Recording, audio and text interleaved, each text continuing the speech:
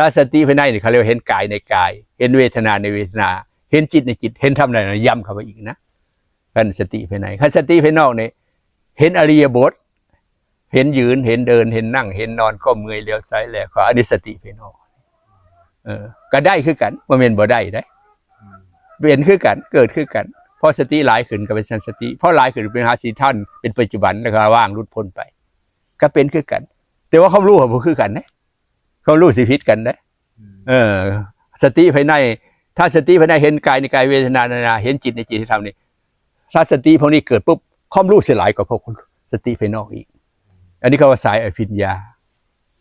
สายอภิญญาได้นี่อันรู้สติภายในจะเป็นสายอภิญญาสายหูทิพตาทิพถ้าเห็นอันนี้ได้มันจะเกิดหูทิพตาทิพใจทิพก็เรียกว่าสายอภิญญาทั้งรู้ทั้งเห็นนั่นพิดกันอีกนะเป็นว่าพวกนี้นะต้องมีกสิณเป็นพื้นฐานมาได้กสิณ10หรือกองใดกองหนึ่งเป็นพื้นฐานมาจึงมาเจริญสติพอเจริญสติก็เลยเป็นทั้งรู้ทั้งเห็นทั้งรู้ทั้งเห็นเรียกว่าเป็นสติภายในกายในกายเวทนาในเวทนาจิตในจิตธรรมในธรรมวาสนานมาในพวกเอกสิณสมาธิพวกนี้นี่ถ้าบรรลุและสี่บรรลุแบบสุดยอดสำเร็จปฏิสัมภิทายาตคือแตกฉานในธรรมพระธรรมวินัยแตกฉานในคำสั่งสอน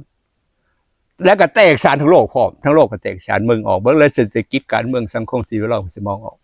ทั้งภายในภายนอกทั้งโลกถ้าภายในก็จะมองออกคำสอนพระเจ้าเข้าใจเบิดอะไรเป็นศีลสมาธิปัญญาคืออย่างก็สิแตกฉานในคำสอนอีกอันนี้เขาเรียกว่าควบคุมหมดเลยควบคุมทั้งอวิชชาสามอภิญญา6ปฏิสัมภิทาคือบรรลุแบบสุดยอดแบบสมบูรณ์